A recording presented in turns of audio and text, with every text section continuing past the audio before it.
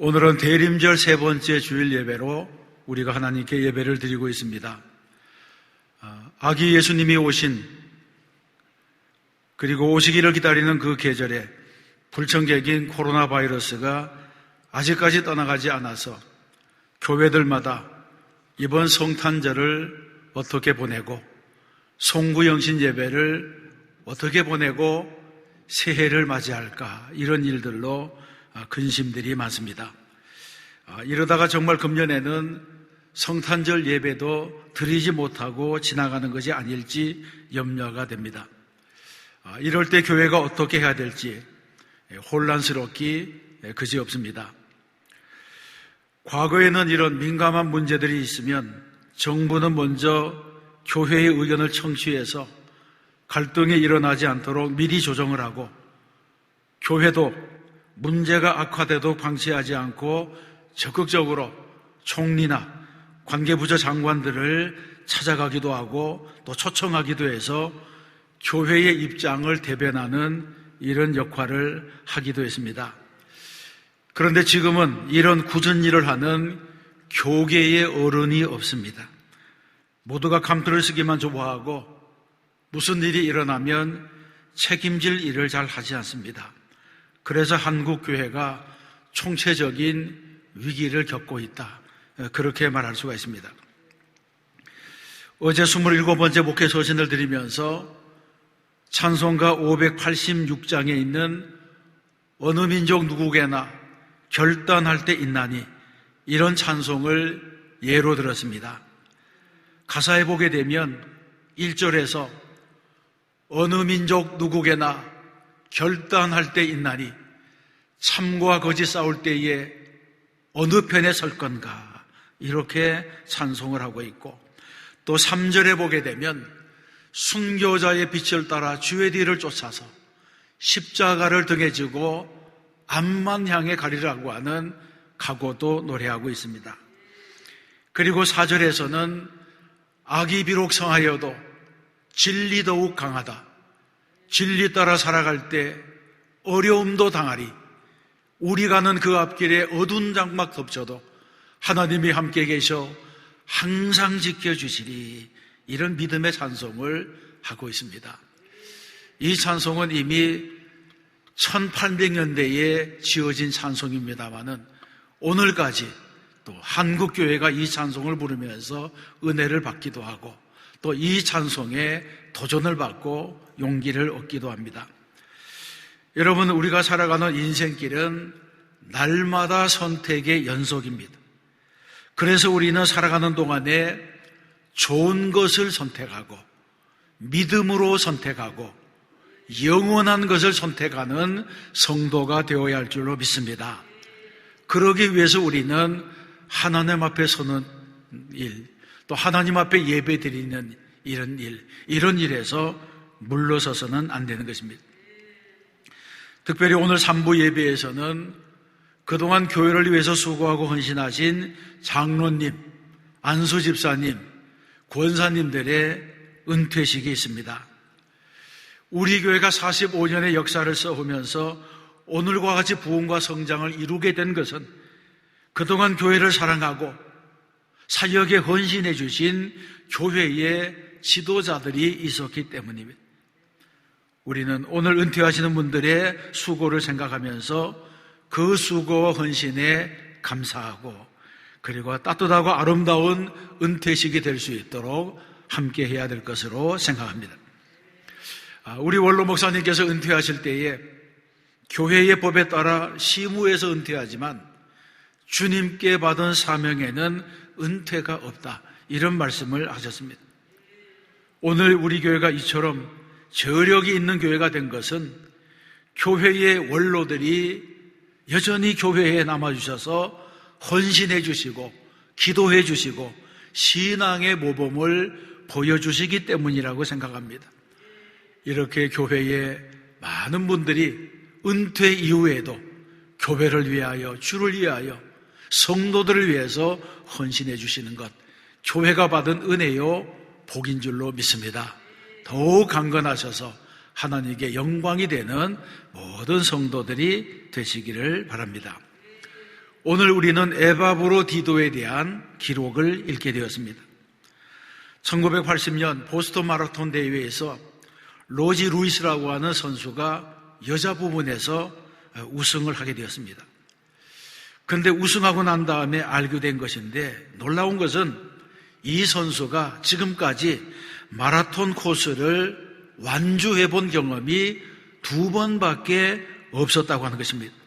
다른 선수들은 훌륭한 코치 아래에서 체계적인 훈련을 하면서 이 마라톤 경주를 준비해 왔는데, 이 루이스라고 하는 여자는 코치도 없이 혼자서 헬스장에서 고정된 자전거를 타면서 훈련을 했다, 그렇게 말을 하고 있습니다. 그러니 그것이 당시에 당연한 그 뉴스에 초점이 되었습니다.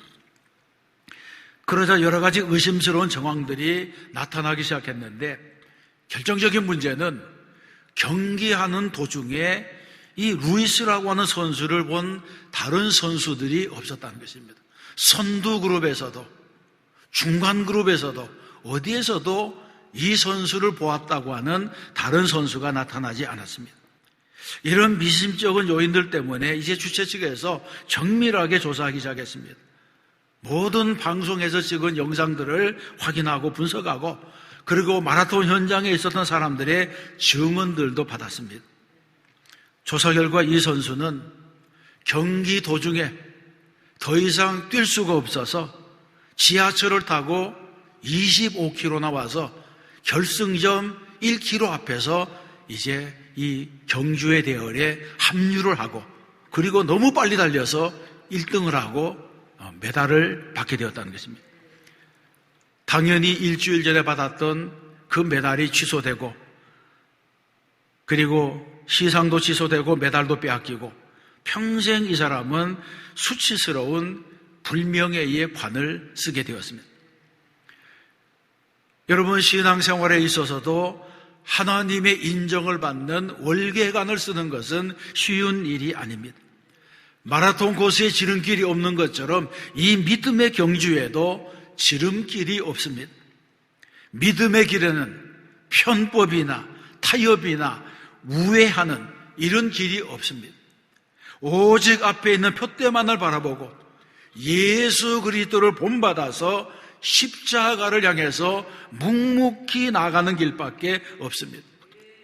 여러분, 신앙생활 하다 보면 때로는 오르막을 만나기도 하고, 또 때로는 힘에 부치는 어려움도 있고 포기하고 싶은 생각이 들 때도 있습니다. 그래서 힘든 세상을 살아가다 보면 때때로 우리 마음속에 25km 정도는 지하철을 타고 가도 되지 않을까, 이런 유혹을 받을 때가 있습니다. 많은 성도들이 이런 유혹 때문에 실족해서 자신을 속이고 사람들을 속이고 하나님마저도 속이려고 합니다. 가룟 유다, 그리고 아나니아와 삽비라, 이런 사람들이 바로 이런 부류의 사람이라고 볼 수가 있습니다. 끝까지 충성하지 못하고 마귀에게 자기의 영혼을 팔아버리는 불쌍한 사람이 된 것입니다. 바울은 오늘의 본문에서 한 사람을 소개하고 있는데, 바로 에바브로디도입니다. 에바브로디도는 위대한 업적을 남긴 사람은 아니었지만, 그래도 성경에 보게 되면 뚜렷한 족적을 남겨놓은 바울의 동역자였습니다. 에바브로디도는 바울이 로마에 옥에 갇혀 있을 때에 로마에까지 와서 바울의 옥바라지를 했습니다. 바울은 이런 에바브로디도를 그는 나의 형제요, 함께 수고하고 함께 군사된 자요, 너희 사자로 내가 쓸 것을 돕는 자라고 소개하고 있습니다. 그러면 바울이 소개한 에바브로디도는 어떤 동역자입니까? 첫째, 바울은 에바브로디도를 나의 형제라고 불렀습니다. 바울과 에바브로디도는 목회자와 평신도의 관계입니다. 성경에서 바울은 디모데를 향해서는 나의 아들이라고 불렀고, 루포의 어머니를 향해서는 내 어머니라고 불렀고, 에바브로디도를 향해서는 나의 형제라고 불렀습니다. 바울은 목회 현장에서 피를 나눈 형제와 같은 믿을 만한 동역자를 만나게 된 것입니다. 어떤 면에서 보게 되면 바울은 연령에서나 신앙의 연조로 볼 때에 스승과 같은 처지였습니다. 그러나 바울은 그를 나의 형제라고 소개하면서 자신을 낮추고 에바브로디도를 높인 것입니다. 이런 칭호 속에 중요한 신앙 안에서의 관계가 드러나고 있습니다. 거듭난 그리스도인들은 기본적으로 형제요 자매라고 하는 사실입니다. 우리는 그리스도 안에서 거듭나서 하나님의 자녀가 될 때에 높고 낮음이 없어지고 그리스도 안에서 평등해졌습니다. 그래서 초대교회에서는 서로 신분이 다른 수많은 계층과 계급, 인종이 섞여 있었지만 그들은 그리스도 안에서 한 형제와 자매가 되어서 주의 일을 같이 하게 되었습니다. 이런 일을 통해서 우리가 배워야 할 교훈이 무엇이겠습니까? 교회 안에는 높고 낮음이 없습니다. 모든 직분은 계급이 아니라 섬김의 직분입니다. 교회 안에서는 높은 자와 낮은 자, 부자와 가난한 자, 유식한 자와 무식한 자, 직분을 맡은 자와 맡지 않은 자가 모두가 서로에게는 형제요 자매입니다. 이 원칙이 무너지게 되면 교회가 교회될 수 없다는 것입니다.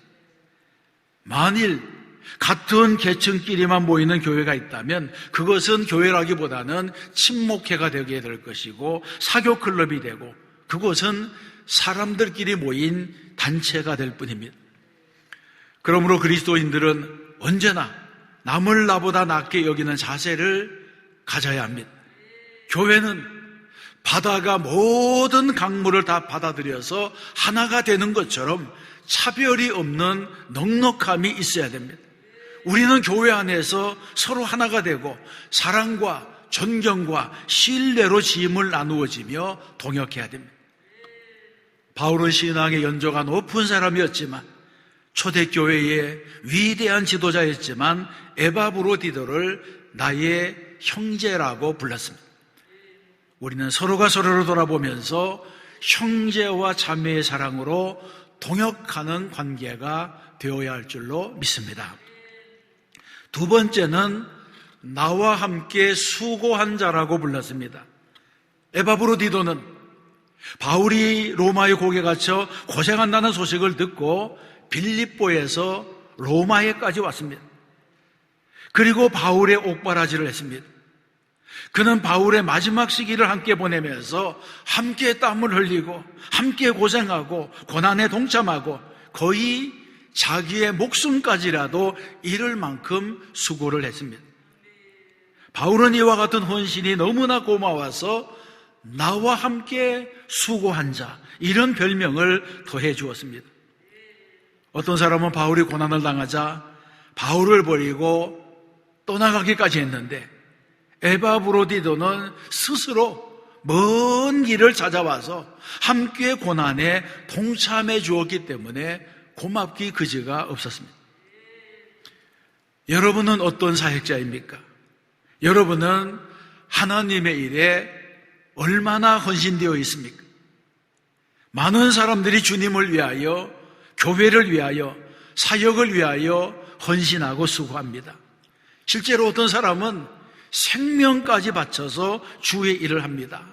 열심히 특심이 되어서 다른 사람은 감히 할 수 없는 그런 헌신을 하는 성도들이 있습니다. 그런데 어떤 사람들은 주님을 위하여 일한다고 하면서도 적당한 선을 그어놓고 절대로 그 선을 넘어가지 않으려고 하는 사람이 있습니다. 다시 말해서 자신이 하고 싶은 헌신의 한계선을 그어놓고 그 이상은 움직이지 않는 것입니다. 여기까지는 헌신할 수 있고 여기까지는 봉사할 수 있고 여기까지는 희생할 수 있지만 그 이상은 안 된다고 하는 이런 기준을 가진 사람들이 있습니다. 혹시 하나님께 헌신하는 데 있어서 자신을 위한 안전지대를 정해두고 있는 그런 분이 있습니까? 여기까지만 할 거야, 이것까지만 할 거야, 이런 기준을 가지고 계시는 분이 있습니까? 예수님은 우리에게 너희는 먼저 그의 나라와 그의 의를 구하라, 그리하면 이 모든 것을 너희에게 더하시리라. 이렇게 약속하셨는데 내 생각으로 하나님을 제한하고 있는 사람이 없습니까? 여러분, 우리가 세상을 살아보게 되면 작은 성공은 인간의 노력과 인간의 힘만으로도 얼마든지 가능합니다. 그러나 큰 성공은 하나님께서 허락하셔야 되는 것입니다. 지식은 공부해서 얻을 수 있는 것이지만 지혜는 하나님이 주셔야 됩니다. 이 비밀을 우리가 알아야 하는 것입니다.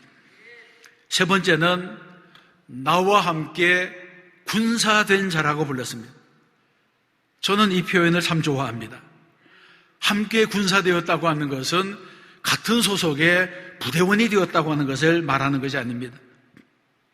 함께 군사가 되었다고 하는 것은 서로가 전우애가 생길 만큼 서로가 서로에게 자기의 목숨을 담보할 만큼 끈끈해진 관계가 되었다고 하는 것입니다. 이 별명은 에바브로디도에 대한 최고의 칭찬입니다. 수많은 사선을 함께 넘은 전우를 향한 신뢰의 표현이기도 합니다. 이 말은 바울과 에바브로디도가 같은 목적을 가지고 함께 싸웠다고 하는 것을 의미합니다. 같은 지휘관 밑에서 공동의 적을 무찌른 그런 일을 했다고 하는 것입니다. 그 적이 누구입니까? 그 적은 바로 사탄 마귀입니다. 사탄은 영적인 존재이고 공중 권세를 잡은 자입니다. 이런 강력한 적을 무찌르려면 아군끼리 단단하게 결속해야 됩니다. 서로 협력하고 최선을 다해서 싸워야 됩니다.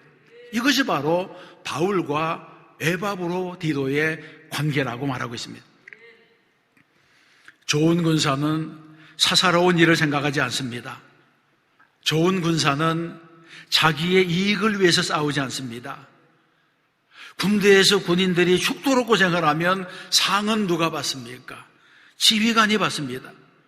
병사는 죽도록 고생해도 돌아오는 것이 별로 없을 때가 있습니다. 이것이 군대입니다. 만일 나도 그리스도의 군사라면 이런 각오를 해야 합니다. 전과를 올렸는데 남다른 일을 했는데 훈장을 주지 않는다고 불평하면 좋은 군사가 될 수가 없습니다. 예수님께서도 종들은 우리는 무익한 종이라, 우리가 하여야 할 일을 한 것뿐이라, 이렇게 말하는 것이 정상이라고 하셨습니다. 여러분은 좋은 군사가 되기를 원하십니까? 그렇다면 모든 영광을 주님께 돌리는 사람이 되어야 할 줄로 믿습니다. 복음을 위한 영적 전투에서 승리하는 성도들이 되어야 할 줄로 믿습니다. 네 번째는 에바브로디도를 나의 쓸 것을 돕는 자라고 불렀습니다. 이 말씀에서는 돕는 자라고 하는 호칭에 초점이 있습니다. 돕는 자는 주인공이 아닙니다. 사실 세상에서 남을 도와주는 것만으로 만족할 만한 사람이 얼마나 있겠습니까? 누구나 맡고 싶은 배역은 주인공입니다. 처음부터 조연으로 자기 인생을 마치려고 하는 사람은 없을 것입니다. 그래서 누구나 반장을 하고 싶어하고 회장을 하고 싶어하고 조장이라도 하려고 애쓰는 것입니다. 음악가 레오나르도 본스타인에게 한 기자가 어떤 연주자를 찾는 것이 가장 어렵습니까? 그렇게 묻자 제2 바이올리니스트라고 대답했다는 유명한 일화가 있습니다. 제1 바이올리니스트는 찾기가 쉽지만 제2는 찾기가 어렵다고 하는 것입니다. 왜냐하면 누구나 사람에게 주목을 받는 첫 번째가 되기를 원하기 때문에 그렇습니다. 그러나 오케스트라의 아름다운 음악은 모든 악기가 제자리에서 제 소리를 낼 때 가능하게 됩니다. 쓸모없을 것 같던 악기, 오랜 연주 중에 몇 번 그 연주에 참여하지 않는 그런 악기까지라도 필요한 데가 있다고 하는 것입니다. 그래서 사역에는 같은 목적을 위해서 함께 일하는 조화가 필요합니다. 에바브로디도는 돕는 일을 즐겨하는 사람입니다. 그는 주인공이 아니었습니다. 그는 바울을 위한 조력자였지만 자기 역할에 만족했습니다. 바울의 곁에서 바울을 도와주는 역할을 했습니다. 하나님께서 위대하게 쓰신 사람들의 배후에는 이처럼 에바브로디도와 같은 후견인들이 있었습니다. 모세 뒤에는 아론과 훌이 있었고, 여호수아의 배후에는 갈렙이 있었고, 바울 역시 훌륭한 사도가 된 것은 자신의 편지 말미에다가 언급했던 수많은 동역자들이 바울의 뒤에 있었기 때문입니다. 그들의 헌신이 바울이 되게 한 것입니다. 우리 교회에도 수많은 에바브로디도들이 숨어 있습니다. 하나님의 일을 적당히 하는 사람도 있지만 교회의 핵심은 그런 사람들이 아닙니다. 만일 우리 교회 안에 신앙생활을 하면서 이해 득실만을 따지고 자기 중심적으로 예수 믿는 사람이 다수를 이루고 있다고 한다면 어떻게 오늘과 같은 이런 부흥을 경험할 수 있었겠습니까? 그랬더라면 고난과 시련의 때를 만났을 때에 쭉정이처럼 다 바람에 날려서 날아가 버리고 말았을 것입니다. 우리 교회는 에바브로디도처럼 바울의 쓸 것을 돕는 자세로 헌신한 사람들이 많았기 때문에 오늘과 같은 부흥을 이루게 된 줄로 믿습니다. 사랑하는 성도 여러분, 설교의 서두에서 루이스라고 하는 선수가 땀도 흘리지 않고 성공하려다가 실패했다고 하는 예를 들었습니다. 성공의 길은 요령껏 가는 지름길이 아니라고 하는 것입니다. 에바브로디도가 받은 칭찬은 그가 그리스도의 일을 위하여 죽기에 이르러도 자기 목숨을 돌보지 아니하고 전적으로 헌신했기 때문에 받은 상급이라고 합니다. 그런데 여러분, 왜 사람들이 전적으로 헌신하지 못하는 것입니까? 사람들이 주의 일에 전적으로 헌신하지 못하는 이유는 신앙에 올인하게 되면 내 것을 빼앗기게 된다, 이런 생각을 하기 때문입니다. 헌금을 하면 돈을 빼앗기는 것이고, 헌신을 하면 젊음을 빼앗기는 것이고, 예배를 드리면 시간을 빼앗기는 것이고, 건강을 바치면 생명을 빼앗기는 것처럼 생각합니다. 정말 그렇습니까? 주님께 드리는 것은 다 손해이고 손실입니까? 절대로 그렇지 않습니다. 우리가 주님께 바치면 주님께서는 더 좋은 것으로 갚아주시는 줄로 믿습니다. 이 사실을 우리가 믿어야 합니다. 내 손에 움켜쥐고 있다고 해서 그것이 다 내 것이 되는 것이 아닙니다. 움켜쥐고 있으면 손해를 봅니다. 씨를 뿌려야지 거두는 것처럼 내가 마음을 다해서 주님께 드리면 주님께서는 60배, 100배로 돌려주십니다. 농부가 씨를 뿌리는 것은 손실이 아닙니다. 마찬가지로 하나님께 심는 것은 낭비가 아닙니다. 심은 것이 있어야 거둘 수가 있습니다. 이것이 바로 하나님의 방법입니다. 성도의 가정에 하나님께서 바르게 예배하고 바르게 헌신하고 신앙생활을 잘해서 잘못되는 예가 없습니다. 아브라함의 복을 받으려면 아브라함같이 믿음으로 행해야 됩니다. 우리는 하나님을 제한하지 말고 은혜의 강물 속으로 뛰어들어가야 됩니다. 우리 모두 에바브로디도처럼 주님께서 맡기신 사역에 헌신해서 나의 형제, 나와 함께 수고한 자, 나와 함께 군사된 자, 나의 쓸 것을 돕는 자라고 하는 인정을 받아야 할 줄로 믿습니다.